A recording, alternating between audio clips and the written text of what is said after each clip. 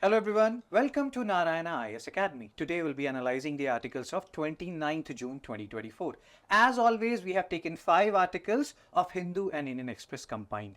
If we talk about the first article of the day, that is on Hindu page number 8 and that is titled A Fresh Start. Here we'll be talking about GST Council and more than the data associated with which particular good is taxed 12% or 18%, we are more concerned with what is GST, what is GST Council, and there are different provisions which has been asked by UPSC earlier and will be asked in future as well.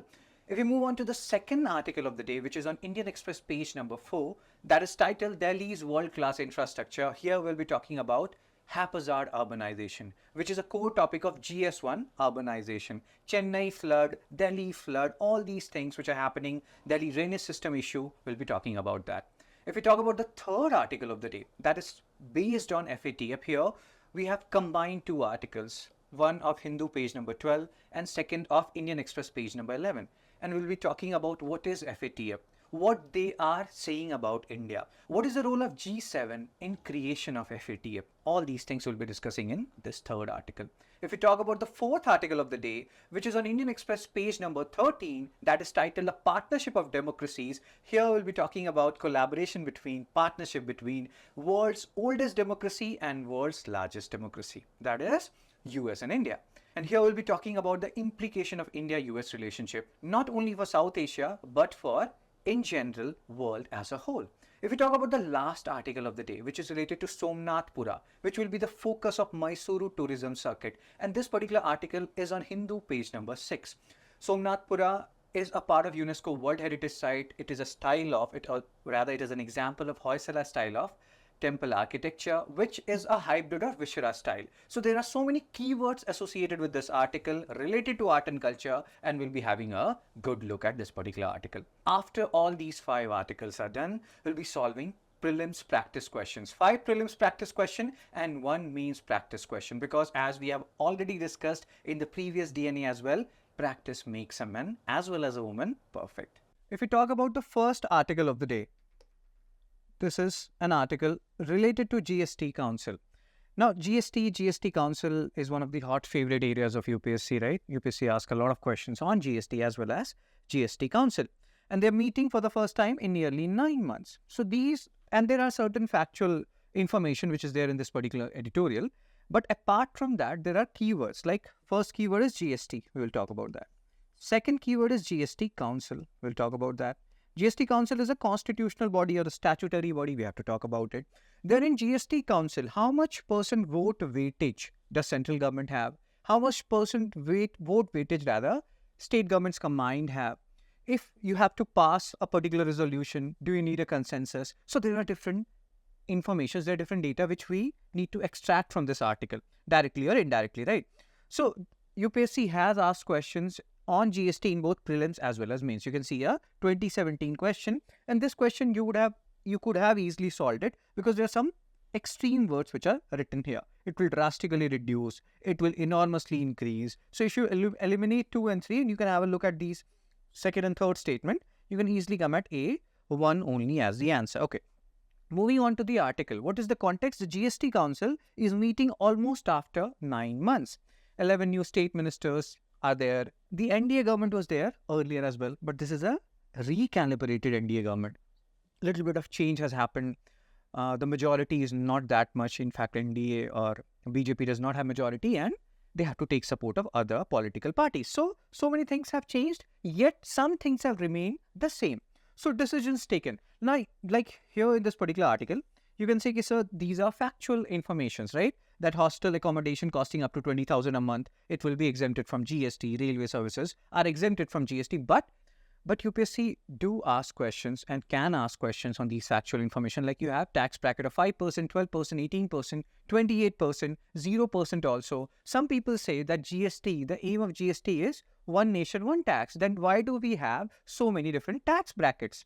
Then again, the logic rationale is, or so if you think about it simply, think of a Hawaii chappal and a Hawaii jahaj or a diamond. How can you charge like a sandal or a diamond at the same GST? Doesn't make any sense. And that's why you need to have different tax slabs. But how many tax slabs you need to have? That is a question which we need to answer, right? So 12% GST on packing cartons, milk cans. Then taxpayers, they can correct errors if they have made it earlier. So all these are small factual information, but you need to keep it in mind. Most of the goods are kept in the tax bracket of 5 and 12%, 18% and 28%. Then those are, some of them, or most of them rather, are luxury or sin goods, which are kept in the bracket of 18, especially 28%, right?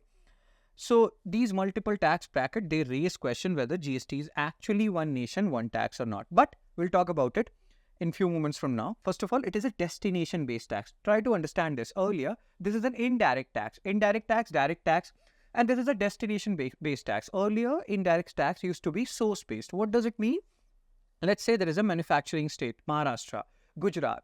So taxes are being claimed in those states only where the things are being manufactured. But now, since GST is a destination-based tax, so the states where goods are consumed more, let's say UP or Bihar, the tax will be charged by those state governments at those places, right? So that's why there was initially a debate by states like Maharashtra and Gujarat that they will be losing out on GST and then compensation cess, etc.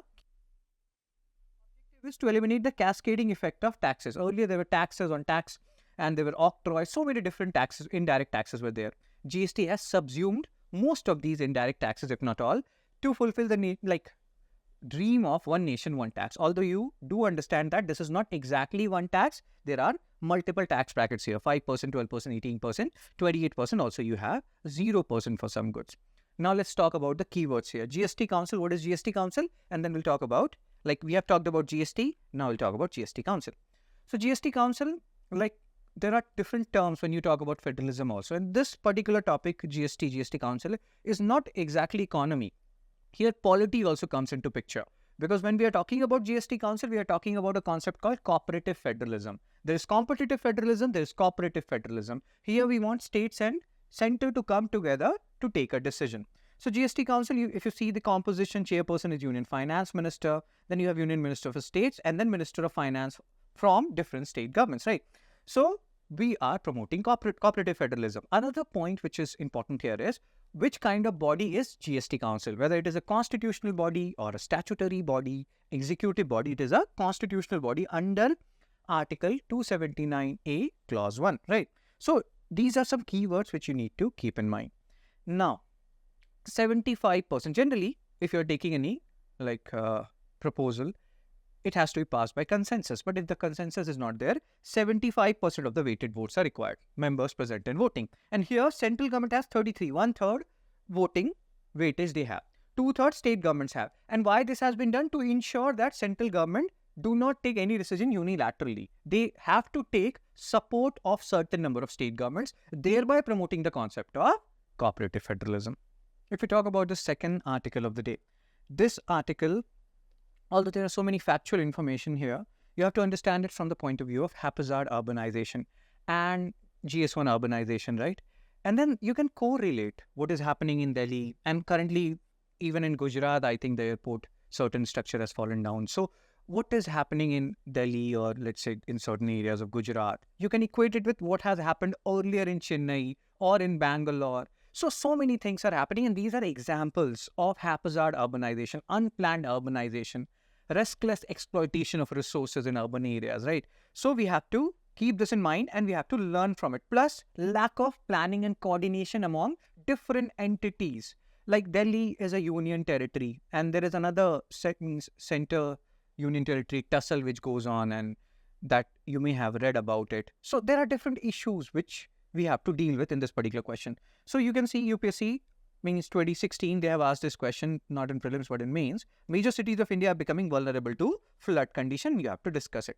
Now, what is the context of this particular article? Delhi experienced heavy rainfall causing widespread waterlogging despite Delhi High Court's recent direction aimed at addressing this recurring issue. If Delhi High Court has given these direction, why things are not changing? Because there are multiple authorities, and this has been cited like police, law and order. If you see Delhi Union Territory jurisdiction, there are certain areas which are under the ambit of central government, certain areas or certain jurisdiction or certain authorities which are under the state government, and sometimes the blame game happens. Same thing is happening here also. Despite Delhi court's recent directions, there is lack of coordination among different authorities. So in April 2024, Delhi High Court mandated a single agency to manage all 22 open drainage. Like, drainage system is an issue in Delhi, right? And here we are not going deep into details. What I'm trying to tell you via this article is lack of coordination, haphazard urbanization, how all these things are contributing to, even in Hyderabad, in high-tech city, if rain happens, you will see clogging, drainage system issues, and we need to address this, right? So various agencies like PWD, MCD, NDMC, INFC, they all are having like managing different drains. And that's why there is a challenge. There is a coordination challenge. And they are not properly coordinating among themselves. This is an issue not only confined to Delhi. Delhi is just any major city per se, you will be finding this issue, including Hyderabad. So, haphazard and urbanization. What is the basic meaning of haphazard urbanization? Unplanned, unregulated, and often chaotic growth of urban areas.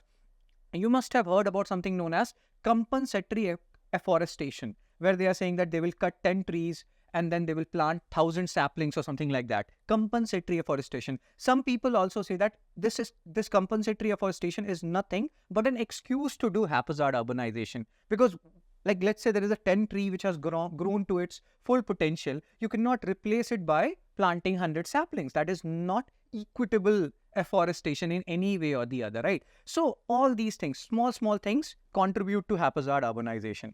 So city expand without proper urban planning, zoning regulations. You see lakes dying in Bangalore. So all these are examples of haphazard urbanization. Infrastructure strain. Haphazard urbanization has strained Delhi's infrastructure, particularly its drainage system, which struggled to cope with the increased runoff from paved structure.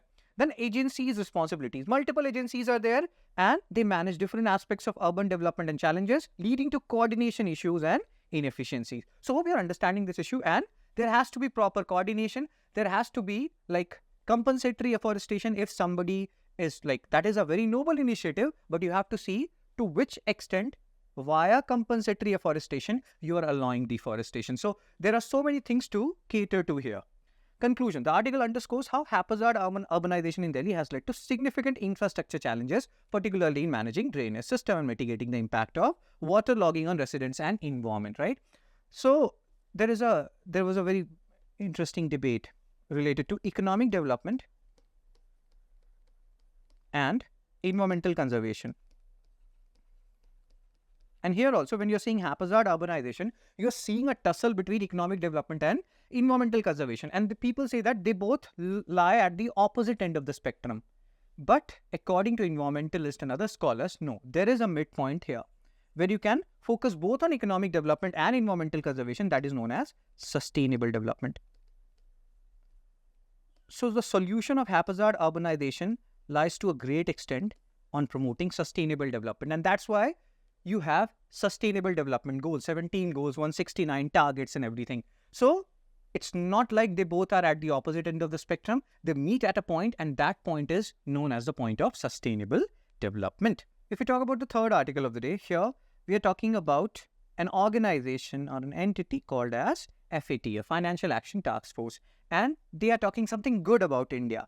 So if you need to understand, or if you want to understand what they are talking about India per se, we have to go through certain critical terms, which we will go through via this article. So money laundering, Financial Action Task Force, terror financing and everything, they're also looking into that. So GS Paper 3, money laundering and its prevention, linkages of organized crime with terrorism. These are the UPSC syllabus, which this particular article is catering to. Previous year questions, you can see emerging technologies and globalization contribute to money laundering. These kind of questions has been asked multiple times. Elaborate measures to tackle the problem of money laundering both at national and international level. So now let's try to understand what this article is talking about India. So India has achieved an outstanding outcome in the mutual evaluation conducted during 23-24 by Financial Action Task Force, FATF. We'll understand what FATF is talking about India, how it is optimistic in more ways than one. And then we have to also understand about FATF. What is FATF? Who formed it? Whether India was a founding member or not, or whether India joined later on. So there are certain things which you need to understand from exam perspective. So FATF, Intergovernmental Organization, founded in 1989. This is a key year here, which you have to keep in mind, on the initiative of G7 countries. In 2001, its ambit was to combat money laundering, ML. Sometimes you will see this keyword, ML.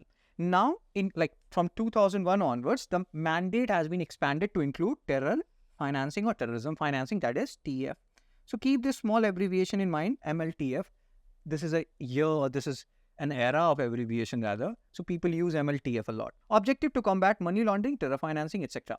And headquarters is in Paris, France. This is again key important because sometimes they will give you that headquarters is in New York or Geneva, etc., etc. rather. So Paris, headquarters is in Paris. Founded in 1989. Initially confined to combating money laundering. Now the ambit has been expanded.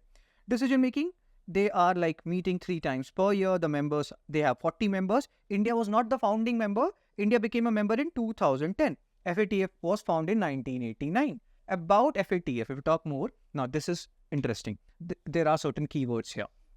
And these keywords are important for you to understand what they are saying about India, what FATF is saying about India. So there are different categories here. Regular follow-up means countries are complying with FATF recommendations, but there are certain areas of non-compliance. So that's why they are regularly following up with the FATF recommendations. Enhanced follow-up means there are significant compliance deficiencies. So that means these countries, they have to, like FATF is a little bit more strict on them as compared to regular follow-up. High-risk jurisdiction, the strictness of FATF is increasing.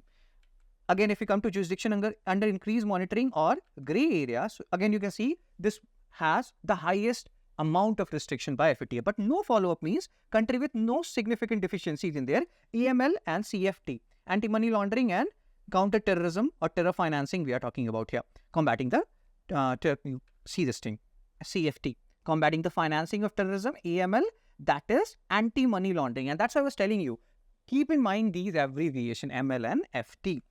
So no follow-up is the easiest or most relaxed category, you can say. And jurisdiction under increased monitoring grey list, I think Pakistan is under this list. You have to keep a tab on that and you have to follow that and you have to look at that. What is the current status with Pakistan? FATF is not very happy with Pakistan, but they are very happy with India and they have kept India in the regular follow-up category. Again, you have to go back. What we have said, no follow-up means these countries are performing the best, right, according to FATF. Then regular follow-up, then enhanced follow-up, then high-risk jurisdiction, and the last one is jurisdiction under increased monitoring or grey area. India is performing good, comparatively good. Regular follow-up category, which only 4 other G20 countries are sharing. Now, there's a homework for you. You have to find out what are like 20 G20 countries. Now, there is 19 G20 countries, then European Union, that is G20. And G21 is also there, G20 plus dash union. You have to find out which union we are talking about. So these are your homework. G20 UPSC has already asked a PYQ on that. So FATF is saying that India is doing good when it comes to money laundering or tackling money laundering and terror financing. We are doing good when it comes to transitioning to digital economy. You may have seen it. Even when you're going to buy fruit salad or something, you are using your paying through Paytm, Google or UPI. So we are doing good when it comes to transitioning to digital economy. Implementing JAM, Jan Dhan Aadhaar or mobile. This was there in the economic survey data as well. And financial inclusion, financial literacy, digital transactions. We are doing good and that's why FATF is saying that we are in a regular follow-up category. Second best category if I'm not wrong out of all the categories which FATF has created. If we talk about the 4th article of the day, a partnership of democracies. Which democracies we are talking about here? Here we are talking about world's oldest democracy and world's largest democracy. World's oldest democracy is USA and world's largest democracy is India. Ram Madhav has written this article and there are political connotations to this article, but we are focusing more on the important arenas of India-US relationship. We'll try to see the trajectory of India-US relationship. And then there are certain keywords here, Quad, AUKUS. So what are these words? What does these words and what are the significance of these words, Quad and AUKUS? We'll talk about it. So New START strategy, strategic reduction of arms. So this question has been asked earlier in 2017 and international relation, important aspect of both pre as well as means. So what is the context? This article is talking about the importance of partnership between world's largest and world's oldest democracy. Timeline of India-US relationship. So what is the timeline? Initially, you may have heard about it that Russia is our all-weather friend. You can rely on Russia most of the time, if not all, right?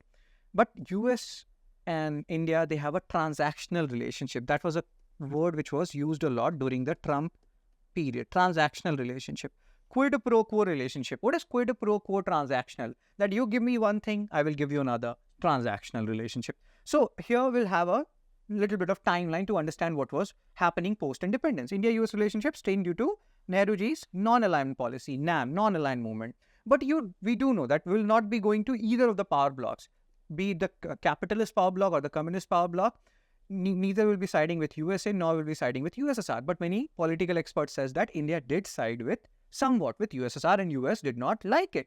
US displeasure over India's nuclear program. Relationship were mixed during 1960s, 70s. Indo-China War, US supported us. Green Revolution, US supported us. But Nixon was non-aligned, means they aligned with Pakistan and China on certain occasions. So again, we cannot trust. Even during Kargil War, it is said that US did not allow us to use their GPS. During that particular period, Israel helped us in more ways than one. So again, we have had our own shares of ups and downs with the US, and that's what you have to understand here. Indira Gandhi's 1974 nuclear test, Vajpayeeji's 1998 nuclear test further strained relationship. This is a timeline. This is giving you an idea that how a relationship has gone through its fair share of ups and downs. Unlike Russia, where most of our relationship has gone through the upward trajectory, mostly, right?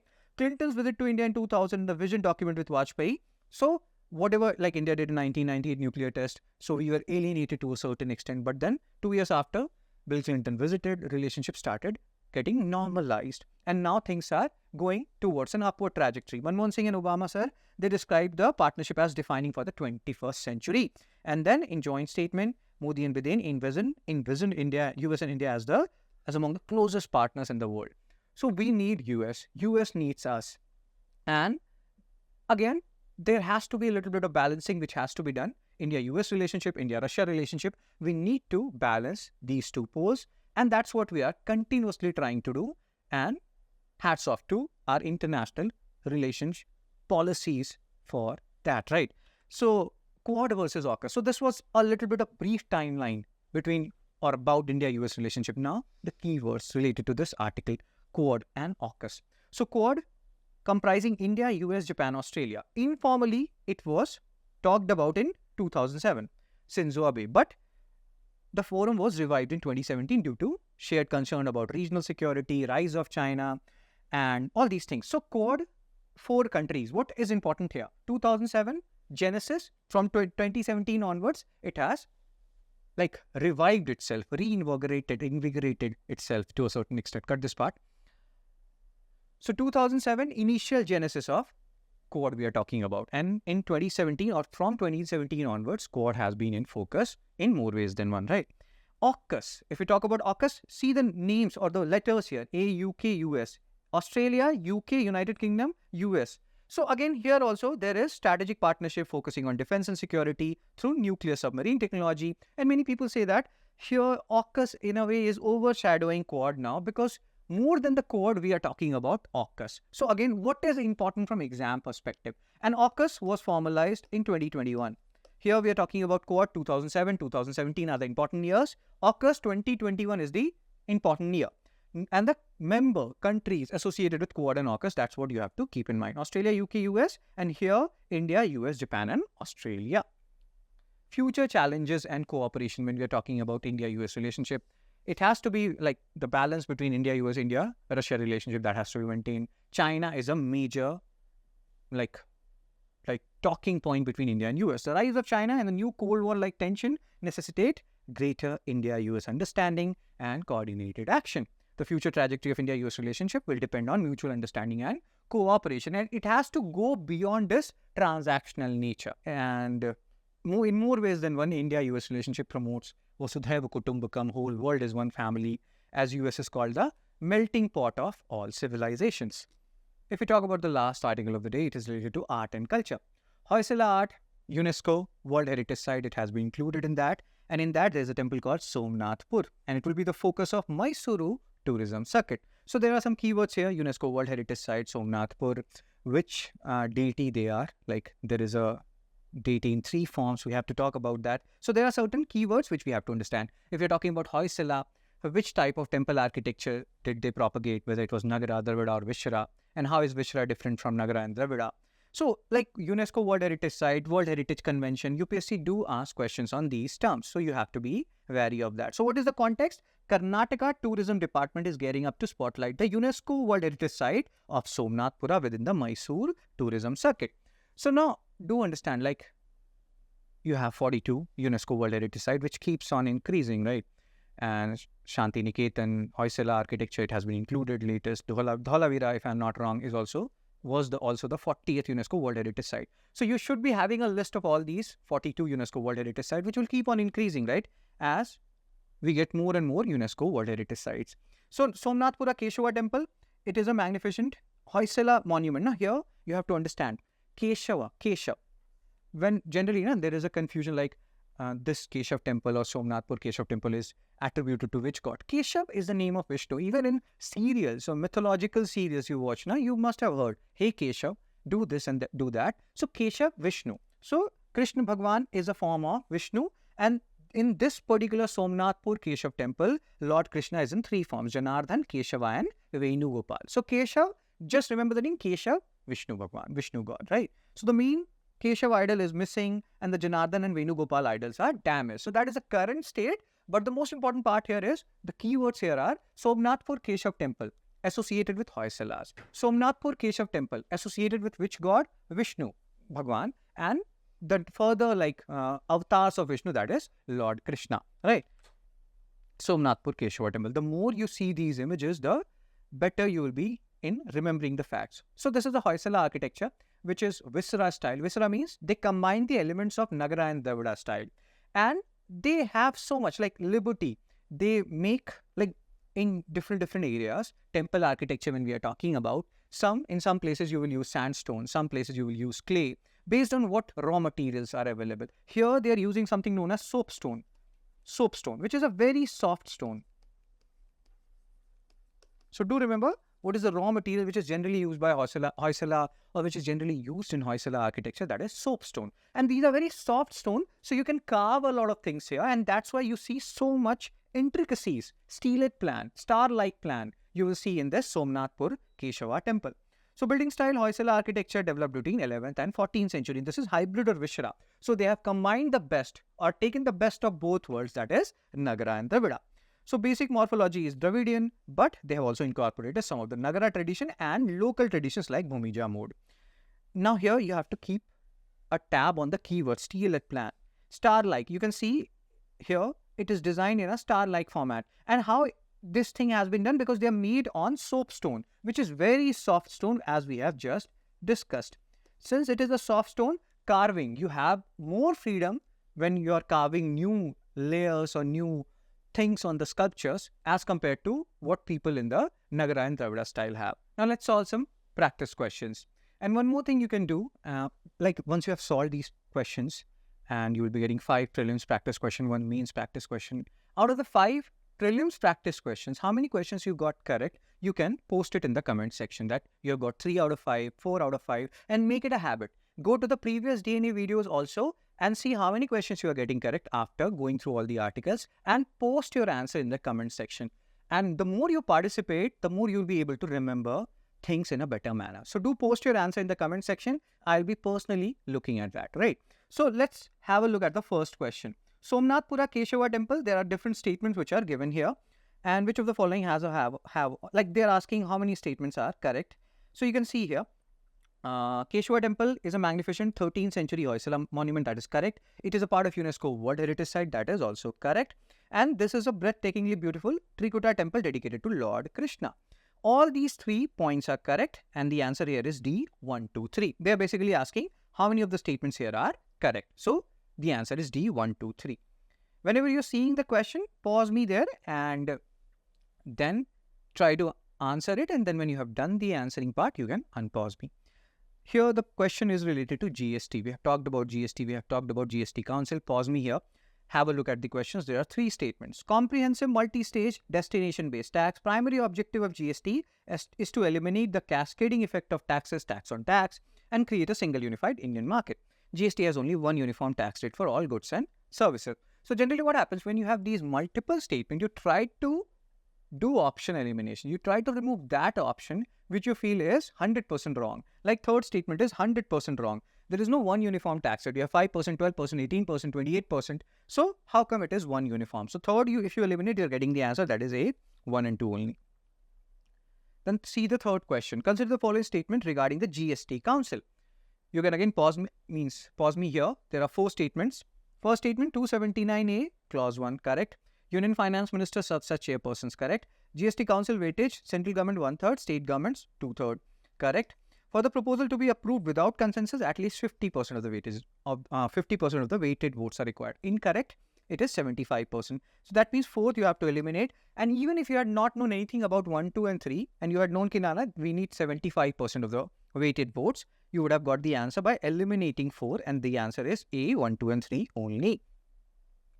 If you move on to the 4th question, you can again pause me here and please, I'm stating it again and again, do post your answer in the comment section and make it a habit. The more you are doing it, the better it will be for you for the upcoming prelims, UPSC 2025. And it will be helping you in mains as well, both the prelims as well as mains question. So if you're talking about the Quad and the AUKUS here. So Quad consists of India, US, Japan, Australia, focus on promoting. Whenever you're seeing these kind of questions, now when you see so many statements, you tend to get a little bit flustered that, oh my God, so many statements. Read it multiple times, you will realize there are certain statements which are wrong or which looks wrong or which looks very extreme. So AUKUS is a strategic partnership involving Australia, UK, US. These seems general statement, right? See the 4th statement. AUKUS was formed to overshadow the Quad and solely emphasize the economic cooperation. They talk about military cooperation and it was not formed to overshadow. People are saying that it is currently overshadowing it. So 4th statement seems wrong. It seems extreme. It is extreme. So eliminate 4. You are left with A and B. Now you don't have to check for first. First is correct because it is in both the option. 2nd and 3rd, only one has to be correct. 3rd is correct. It is a general statement. It was not Kevin Rudd. Go back and see who was the Australian Prime Minister who proposed the concept of Quad. Whether it was Australian Prime Minister or it was Japanese Prime Minister, whether it was Shinzo Abe or somebody else, right? So 2nd statement is wrong and the answer is B, 1 and 3 only. Moving on to the last prelims question and then we'll move on to the mains question. Financial Action Task Force. Again, be on the lookout of these kind of questions. Here they're not asking which are correct. They're asking which are not correct. India is the founding member of FATF. Its headquarters is located in New York, right? India is one of the very few countries to be listed under the regular follow-up category. We know we are under the regular follow-up category. So that is correct. They're asking incorrect. D option is not there again. So the answer here is A, 1 and 2 only. That is incorrect, right? And because India is not a founding member, its headquarters is in Paris, not New York. So the answer is A, 1 and 2. 3rd statement is correct. If we talk about the mains practice question per se, discuss the challenges posed by haphazard urbanization. Evaluate the role of multiple agencies in exacerbating these challenges and analyze the effectiveness of judicial intervention in addressing them. So here we have talked about the Delhi drainage system issue. In Gujarat, issues are happening. Chennai floods have happened. In Bangalore, lakes are getting disappearing with each passing second. And then Delhi High Court has said certain things. Different municipal agencies are involved in some way or the other.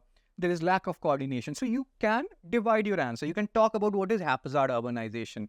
And then you can take the case study of Delhi or Chennai. You can talk about Delhi High Court verdict and what they are saying. Then there are different multiple agencies who are involved in Delhi, how they are not coordinating with each other, how they have all different jurisdictions. Then how these court directives will play a crucial role in increasing coordination among these authorities. And then you can talk about what is the way forward, how initiatives like compensatory afforestation can have only a minimal impact. We need to do more than that. We need to have a proper urbanization. And resource exploitation and this economic development and environmental conservation, they do not lie at the opposite spectrum. They lie, and there is a midpoint for that. That is called as sustainable development. And proper urbanization or planned urbanization has to focus on sustainable development rather than incessant exploitation of resources or economic development in a haphazard manner. So you will be talking about all these things when you are discussing this particular mains question. Fine. So that's it for this DNA analysis. If you like the video, do like, share and subscribe. And please in the comment section, post how many answers you have got correct out of the 5 questions. Take care, be blessed. See you soon.